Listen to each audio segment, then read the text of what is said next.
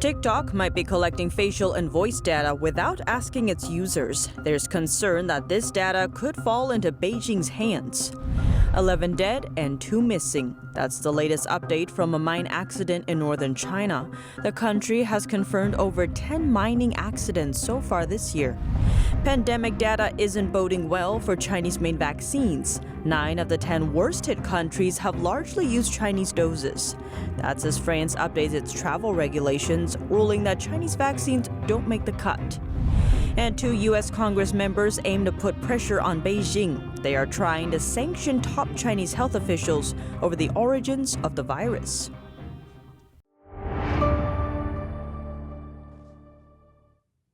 Welcome to China in Focus. I'm Tiffany Meyer. TikTok can now collect facial and voice data without users' consent. Its new privacy policy says the app can do it automatically. Recently, the video sharing app updated a section under its privacy policy titled Information We Collect Automatically. It now includes face prints and voice prints. But the app doesn't say what they are going to do with the collected information. A professor of information technology from Carnegie Mellon University told Time magazine that the data has many potential uses. It could be used for mass surveillance, or it could be simply used for unlocking the app. Beijing-based company ByteDance owns TikTok, and there have been concerns over whether user data on TikTok will end up in the hands of the Chinese Communist Party or CCP. In April, England's former children's commissioner sued the app for billions of dollars over privacy concerns. Lawyers argue that TikTok collects children's data, such as their phone numbers, exact location, and various biometric data, without users' or parents' consent. Last year, then U.S. President Trump issued an executive order seeking to ban the app in the country.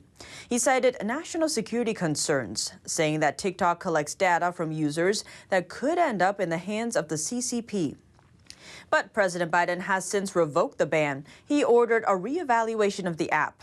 TikTok has around 50 million daily users in the U.S. 11 dead and 2 missing. That's the latest update from a mine accident in North China's Shanxi province as of Wednesday. Chinese authorities said the search and rescue work is extremely difficult. That's because a large number of detonators and explosives in the mine may cause explosions, and there has been continuous rainfall in the area. The mine accident happened last week. 13 people were trapped in the mine at the time. Mine accidents are rather common in China. This month alone, authorities have confirmed 3 accidents. A coal mine in central China's Henan province had a massive gas leak and a pit collapsed on June 4th. Officials confirmed 8 deaths. Something similar happened at a coal mine in northeastern China's Heilongjiang province the next day. 8 people were trapped and got rescued later.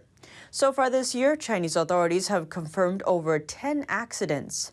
NTD cannot independently verify those figures because the Chinese regime has tight control over what information is released.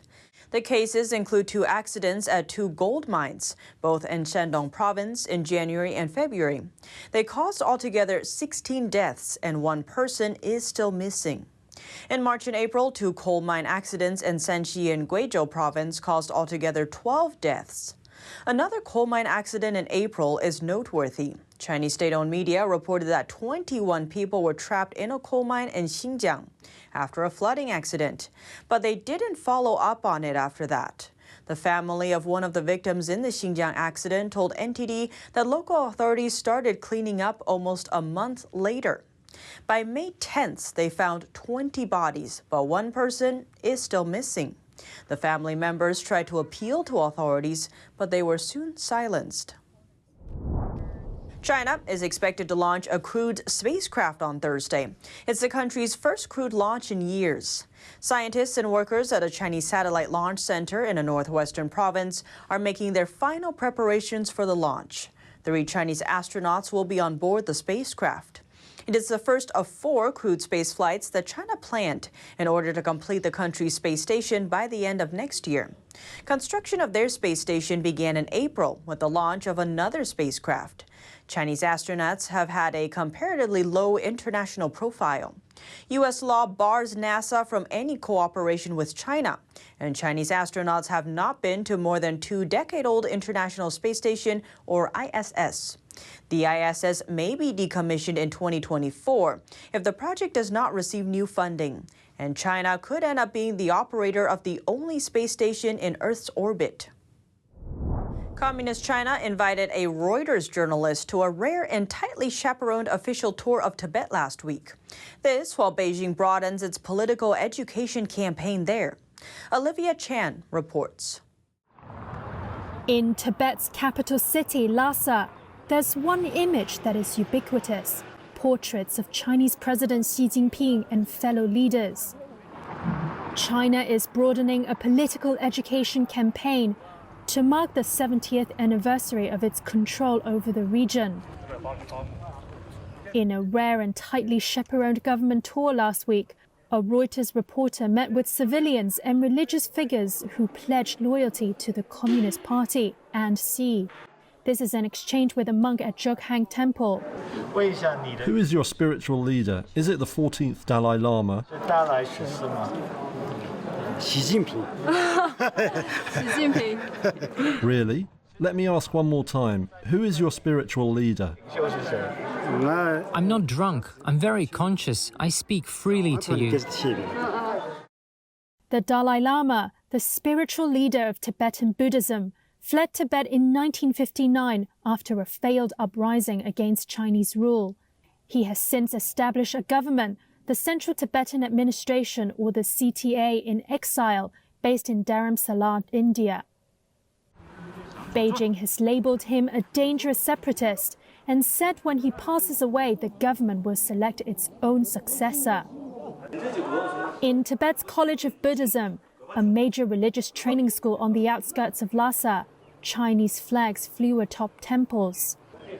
Vice Director of the college, Ke Wang Dui, said around 40% of the school's study program was dedicated to political and cultural education. We are under the leadership of the Communist Party now, so we must learn about politics.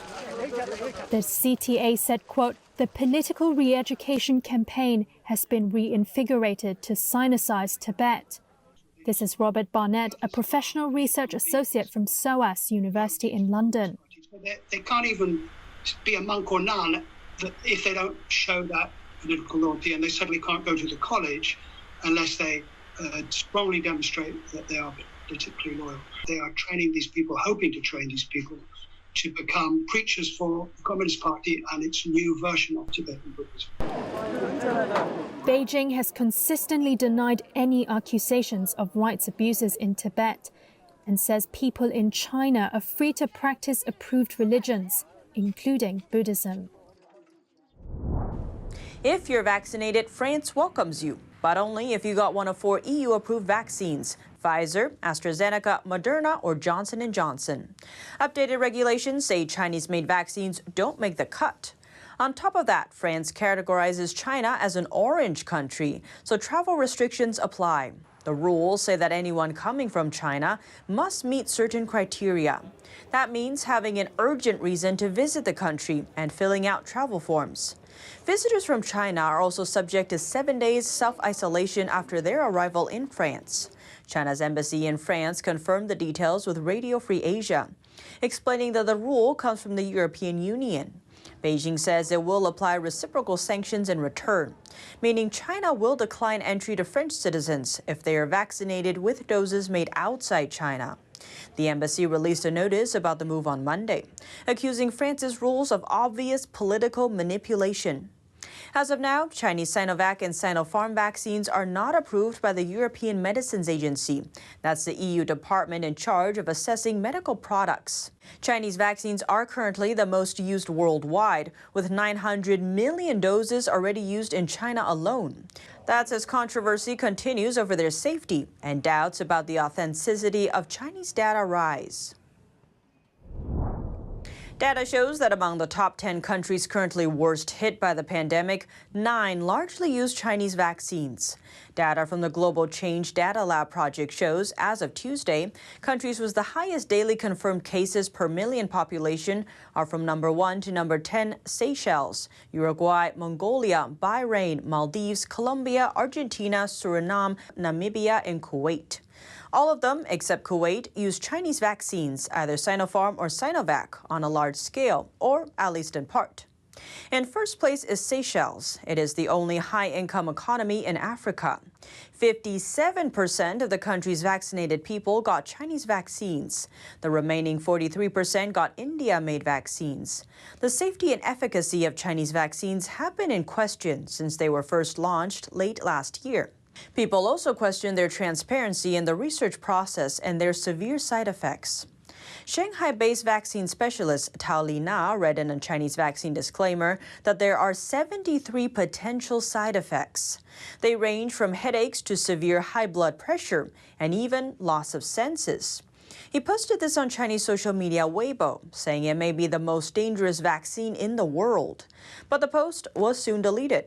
The head of a Taiwanese hospital told the Epoch Times that China's Sinopharm and Sinovac vaccines are really not that good in terms of either safety or efficacy. Coming up, 2 U.S. Congress members aim to put the CCP under pressure. They want to sanction top Chinese health officials over the origins of the CCP virus. More on that after the break.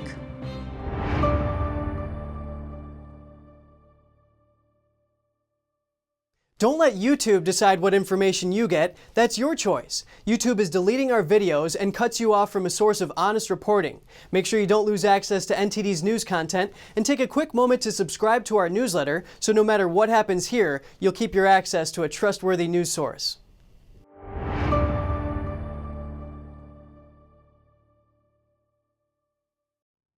Two U.S. lawmakers are introducing a bill that looks to ramp up pressure on the CCP. The bill would slap sanctions on top Chinese health officials until Beijing allows for an independent investigation into the origins of the CCP virus. The move comes as the lab leak theory is picking up steam. The theory speculates that the virus leaked from a lab in Wuhan, China, and it gained traction after Wall Street Journal reported that 3 researchers at that Wuhan lab went to the hospital after showing CCP virus symptoms in late 2019. That's before the virus led to a full outbreak in China. The White House is also paying close attention. Under President Biden's order, the U.S. intelligence community is now digging into the origins of the virus. They would report back to Biden in 3 months. It's unclear how far the bill would go. But if passed, it would also ban American colleges from getting federal funds if they work with China's National Health Commission. Are you concerned about critical American technologies falling into the hands of the Chinese military? A group of U.S. senators want the Biden administration to tighten export controls to prevent that from happening. Arkansas Senator Tom Cotton, together with a group of lawmakers, have written a letter to Commerce Secretary Gina Raimondo, asking her to quickly finalize a list of technologies that would be subject to stricter export controls. Technologies that could possibly include artificial intelligence, advanced surveillance, and micro-robotic systems. The senators say Chinese Communist Party works hand in glove with China's business sector to obtain cutting-edge technologies that could be used against the United States. The Commerce Department started working on the export control list 3 years ago, but the list is not finalized yet. The senators want the department to speed it up. Otherwise, they say it'll leave the United States, quote, unacceptably vulnerable to China's economic predation. Belgium and the Czech Republic are calling out the Chinese regime. Lawmakers in both countries have passed bills saying what China is doing to Uyghurs amounts to genocide. Uyghurs are an ethnic minority group in China. They're mostly concentrated in the country's northwest. An international tribunal says Beijing has been harvesting organs from this group, and human rights organizations say about 1 million Uyghurs are now held in concentration camps. In a statement, a Belgian lawmaker said there can be no business as usual with China while the Uyghur prison camps stay open, adding that Belgium may be a small country, but we can send a clear message to the world that human rights standards should be upheld universally for all people everywhere. Belgium's move comes after a wave of similar designations in other countries, the US, the UK, Canada, Netherlands, and Lithuania among them. The US and European Union are ending a major trade dispute that lasted for decades. This might allow the two sides to shift their attention to other issues, such as China. The president of the European Commission said on Tuesday she welcomes the truce between the U.S. and the EU. The two sides had a summit involving U.S. President Biden, and they brought an end to the World Trade Organization's longest-running dispute. Agreement we have found now really opens a new chapter in our relationship because we move from litigation to cooperation on aircraft. The two sides agreed to remove tariffs on $11.5 billion worth of goods for 5 years, from European wine to American tobacco and alcohol. The tariffs were imposed on a tit-for-tat basis over state subsidies for plane makers. The EU blamed the U.S. for subsidizing American plane maker Boeing, and the U.S., on the other hand, blamed the EU for subsidizing Boeing's European rival Airbus. U.S. Trade Representative Catherine Tai said this dispute had allowed other countries to develop their own industries. She added that the newly reached agreement would allow the two sides to discuss how to counter investments by non-market actors, referring to China. The deal on large civil aircraft includes a commitment for concrete joint collaboration to confront the threat from China's ambitions to build an aircraft sector on non-market practices. The U.S. and the EU also agreed to set up a working group on the issue, provide financing on market terms, be transparent on research and development funding, and avoid subsidies that would harm the other side. Australia's export industry welcomed the Australia-UK free trade deal on Wednesday. The agreement seeks to help Australian residents escape the impacts of Beijing's economic coercion. The new deal eliminates tariffs on Australian wine that's exported to the UK. Tony Battagleen, CEO of Australian Grape and Wine, hailed the agreement as a key milestone. The Australian wine industry is one of the country's hardest-hit sectors, thrown off balance by sanctions Beijing levied last year. At the highest point, tariffs on the wine rose above 200%. The move was widely seen as retaliation imposed by China's Communist Party.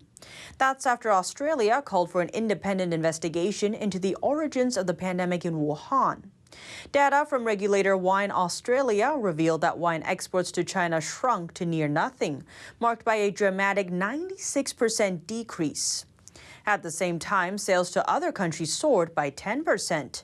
They increased by more than half in Hong Kong, over 1/3 in the UK, and about 10% in both New Zealand and Canada. While in the US, 4% more Australian wine was purchased than the year before. Australia's meat industry also welcomed the signing of the new deal. Last year, Beijing suspended imports from 6 large Australian meat producers. Under the free trade deal, tariffs on Australian beef and lamb will be eliminated after 10 years. During the transition period, the duty-free quota will increase year by year. And that's all for today's China in Focus. But before you go, we have a special report coming this Friday, focused on the recent tensions surrounding Taiwan. The Chinese regime is provoking global conflict over Taiwan. Taiwan is clearly one of their ambitions before then. And I think the threat is manifest during this decade, in fact, in the next 6 years. And one question may decide the fate of China's relations with the West. Would the United States go to war with China to defend Taiwan? But there's no easy answer. In a special report, we look into why an Asian island about the size of Maryland is becoming the flashpoint of the U.S.-China clash, why the Chinese regime sees ruling Taiwan as an issue of life or death, and why that danger to Taiwan could threaten the safety of the American people and the current world order. For the U.S. military, the CCP's military threat to Taiwan is part and parcel of their military threat to the United States, so the U.S. military must respond to them as one. To find out, check out our latest special report on Epoch TV. China in Focus is partnering the platform, and that's where you can watch our exclusive content every Friday night. And then we'll explore questions like how China lures in foreign companies to steal their technology, how the Chinese regime is actively collecting health data on people around the world, how the ancient Chinese philosophy of good governance differs from the current-day communist regime, and much more. Be sure to check out these investigative episodes by clicking on the link in the description down below. And don't forget to subscribe to this channel if you really want to understand what's happening with China. You can still watch our Monday to Thursday episodes for free on YouTube, NTD Cable TV, the NTD website, and the Epoch TV website. Thanks for watching, and see you tomorrow.